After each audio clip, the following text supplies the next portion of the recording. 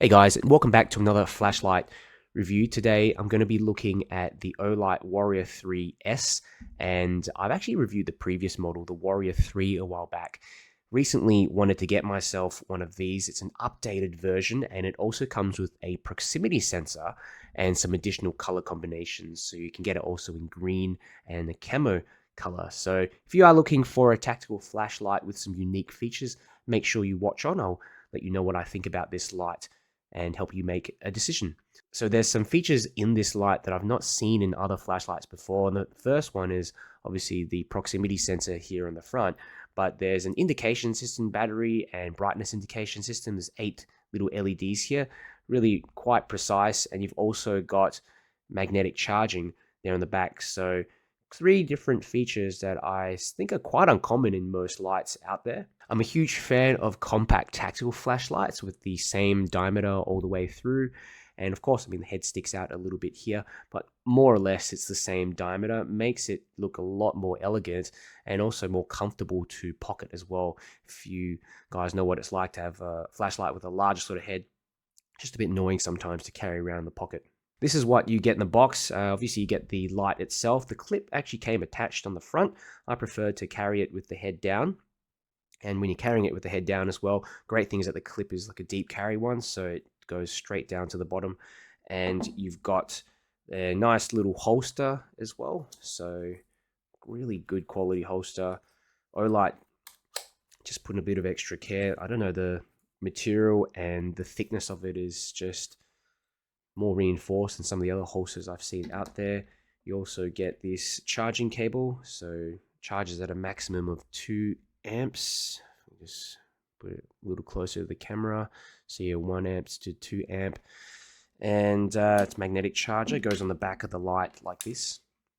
Okay, very easy to charge it. The battery charges inside the tube itself. Here's a little close-up of the battery. So that's the model number ORB217C50. I think these cost about 20 bucks, 5,000 milliamp hour cell. And it's a proprietary cell too. So you've actually got the positive and the negative terminal on one side of the battery. Get an instruction manual with the light here as well. So this is the box that it comes in. Pretty simple sort of box, minimalistic. Here are the specifications as well, if you want to pause the video and have a read of this. Here are a few other tactical flashlights that I own just for a size comparison. I know I've got way too many of them. Warrior S3 here in the center, and all the lights from the Warrior S3 to the left, so Nightcore MH12 SE, you've got the Phoenix PD36R Pro and the Nightcore P23i, they all run off 21700 cells. And the one here, Walter T2 and the Phoenix PD35R, these are 18650 cell flashlights. And you can see the Warrior S3 is pretty much, it's almost the same size as these two here, and they run off smaller batteries. And so some of you might need the extra battery capacity, and you don't mind maybe a tiny little, a little bit larger, on the diameter. This is completely fine. I mean, I can't feel a huge difference between these two or even these two in the pocket. But yeah, I mean, it's quite similar size to the Nightcore MH12 SE actually. Not as big as the PD36R Pro. It's a little bit shorter, but there you have it. Okay, so here's a little close-up of the light. I just want to show you the amazing quality of this light up close. Sleek, futuristic design. It's quite a simple sort of bezel as well. There's not any sharp cutouts or anything on it. Even in the battery tube here, you've got some nice knurling, and gives it a bit of grip as well, because you've got all this quite a smooth anodization. So if I'm just passing my finger through that section on the tail cap, and even on the head, it is quite slippery. So you do need a bit of that extra knurling there. It's not sharp or uncomfortable at all. It's just quite grippy. Definitely sticks out a lot more. Looks more, more obvious than some other knurling I've seen on other flashlights. Overall, it just feels quite solid and high quality. It is a little chunkier than I thought it would be. And Olight don't actually specify what LED is in this flashlight. Okay, there's a little frosted lens out in the front, and if I look really close, what I think it is an SFT70 based on the faint outline and also the 2300 lumen output. It couldn't be an SFT40, that would just produce too much heat and would kill the LED after some time. So I'm pretty sure it's an SFT70. So that there is the proximity sensor, that semicircular darker shape, and it sits directly inside the TIR lens itself. It doesn't sit on top of the TIR lens. It seems to be embedded in there. And the great thing is that it doesn't impact the shape or the quality of the beam at all. I really like the bezel of this flashlight. You can see here there's some crenulation and it's got that Olight blue finish to it as well.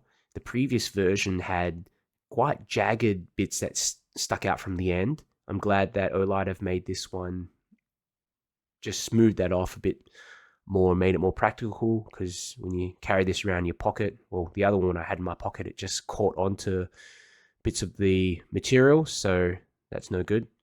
The bezel cutouts here help to stop the flashlight from rolling around, and also the clip. So if you have it here and you try to roll it around, it doesn't move, which is great. That's something that you need on a tactical flashlight. I also like that it's a double-sided clip, so you can attach it to your cap. And yeah, like I mentioned, 2 positions that you can attach the clip on. In terms of the switches, you got 2 switches, one on the side and one on the back. So the side switch here has some really cool little LEDs. I just want to get it closer to show you what they look like when I switch it on. Oops, let me just put it on the normal lower mode. And you can see that, yeah, it looks a lot better when I don't have all these lights on. But the LED here flashes. You got one staff, one LED on for the lowest mode, and then you can see there's four bars of battery here. And when you actually switch, say if I want to go from the first mode and then click and hold, it tells you the different levels that it's in, turbo as well, all 4 LEDs lit up.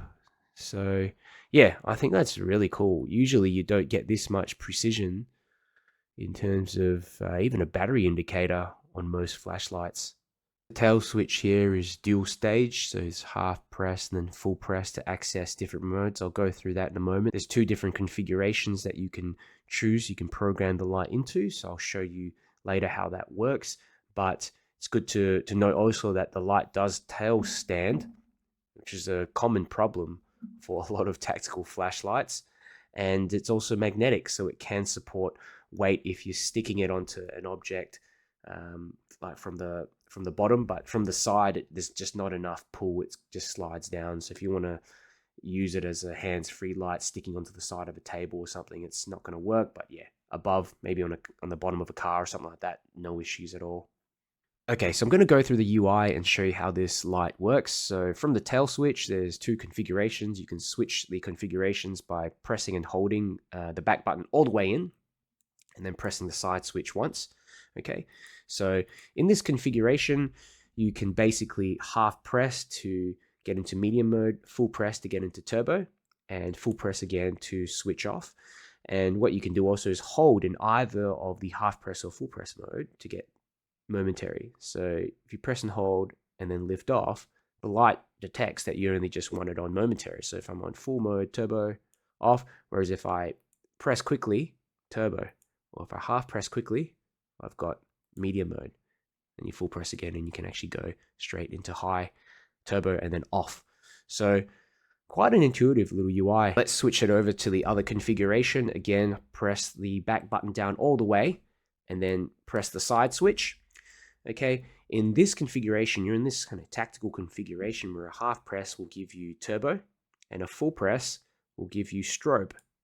So yeah, it doesn't allow you to switch the light on, continuous mode. You have to, basically every press is going to be momentary mode only, or full press for strobe. So that's useful if you maybe in law enforcement are using it for security purposes. So just switch back to the other mode. I tend to use this one more where it just goes from medium to turbo. So I'll show you how the side switch works now. The light can be operated independently with this button. So click once and that will activate the last mode that was in memory. So I had it in low mode before, so it has activated low mode. But say if I want to put it in the second light is on now, the medium mode, turn it on and it's remembered the medium mode.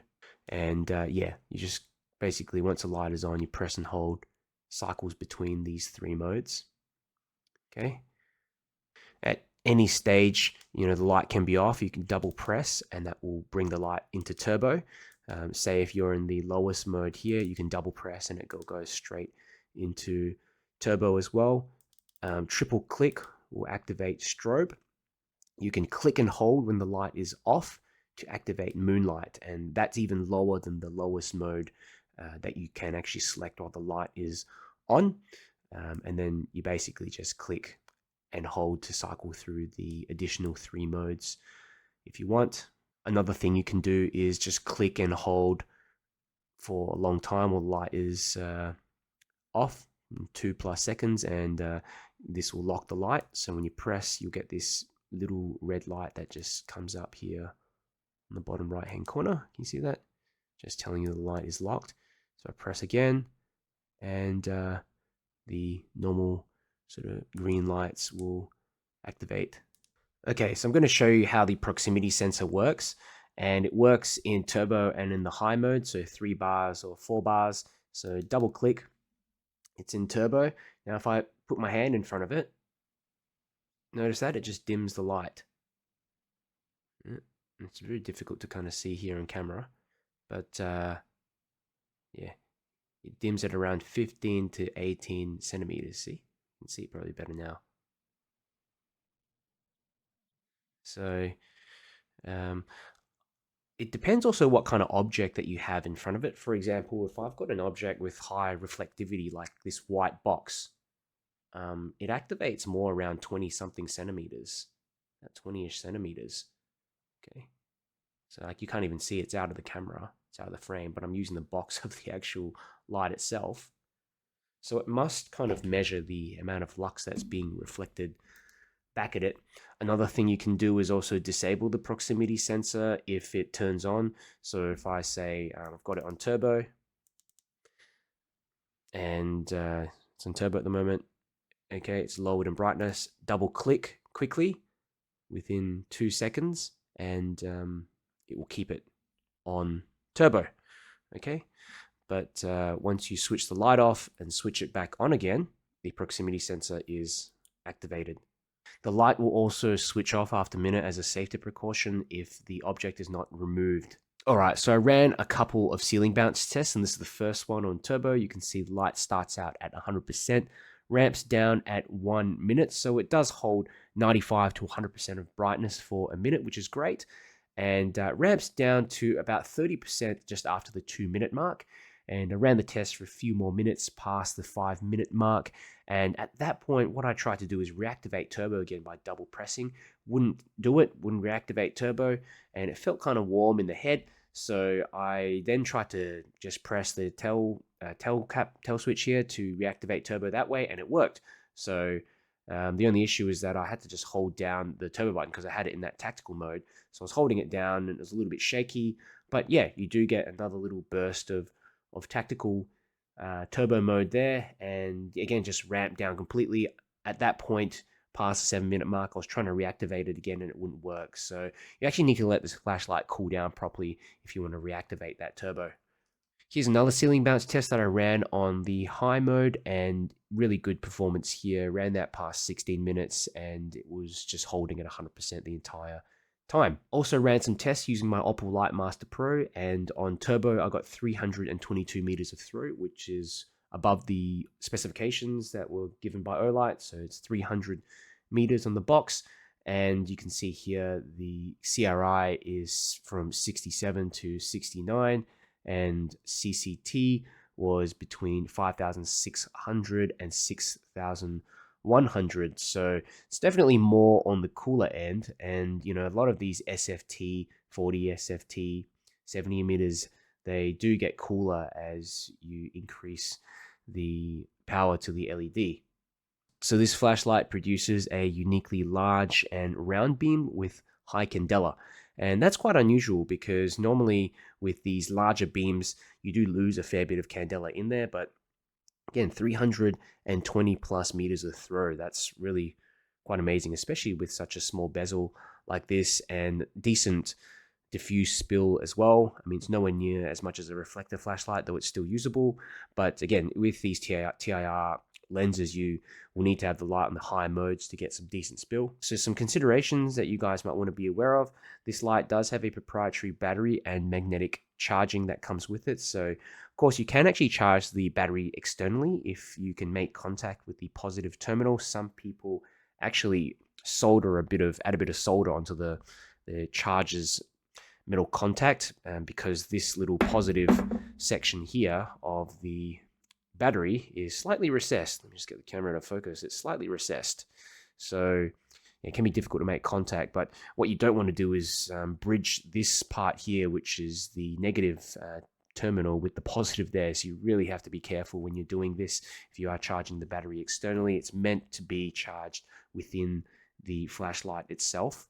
Proprietary charging and batteries is going to be more expensive, but that also means that Olight can achieve consistency in their light performance. There are various battery brands and grades out there, and you just get drastically different performance if you don't know what you're looking for. So another consideration, turbo only can be reactivated after the light cools down completely. And of course this is better for the battery and electronics, but it is a little annoying. But again, that's only if you are using that light on extended turbo.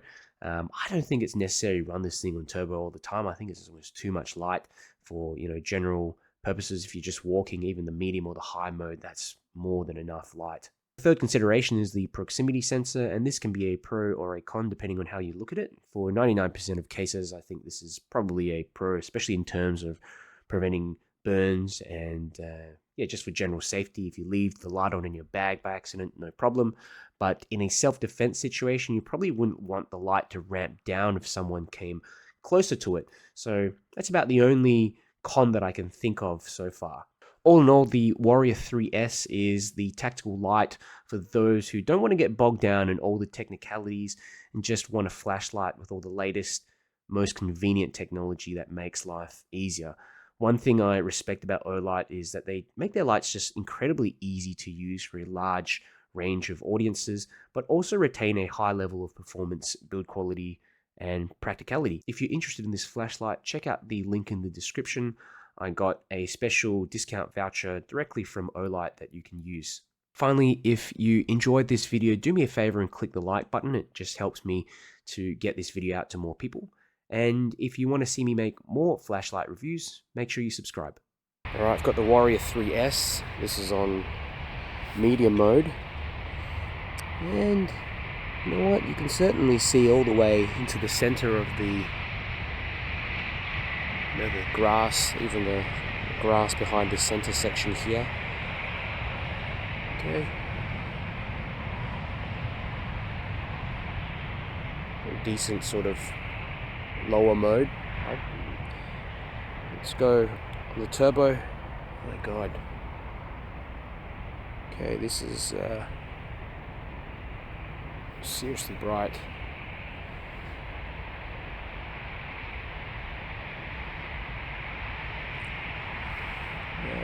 It is tinting those trees out the back a little.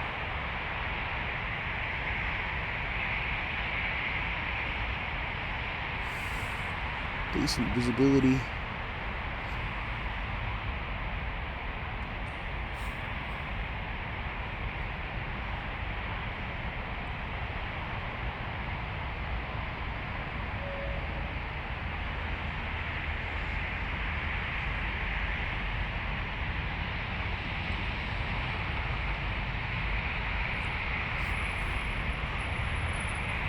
Amazing. I like how the beam is just so large. That center hotspot is huge, but it still is quite, decent candela, so it is reaching the back of those trees. Light's getting a little bit hotter. Let's see what happens. It is, I think, starting to ramp down a little. Okay, so this is turbo.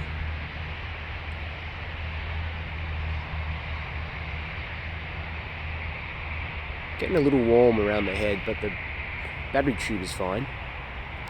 Okay.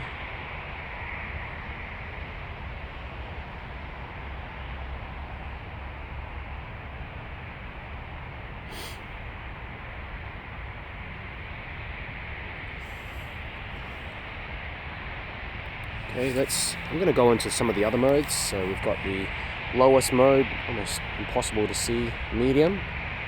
Okay, that was what we were looking at before. Now there's one more mode in here, which is the high mode, this one. So it's not the best. It's not the best at illuminating those trees out the back. It's slightly tinting them. If anything, just the trunks. But I tell you what, it's a useful high mode that will maintain its output, and that's what you want. You want a realistic high mode in there.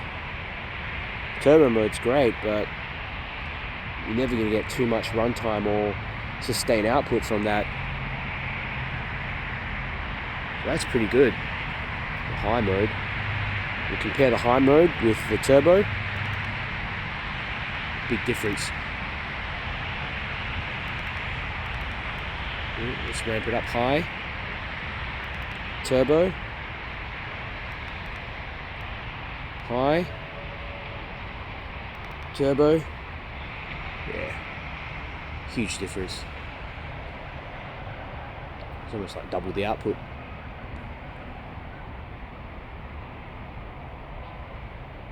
It's like having a gigantic spotlight in your hand.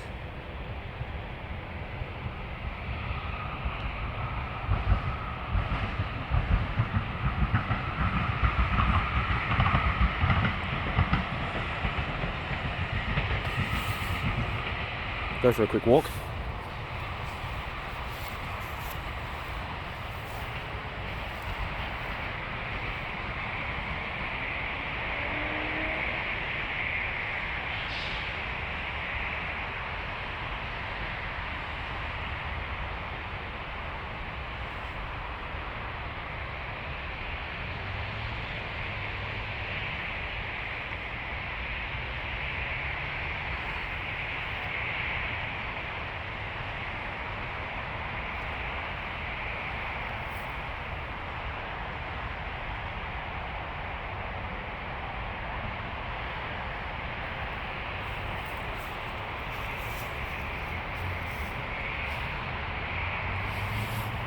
Olight Warrior 3S.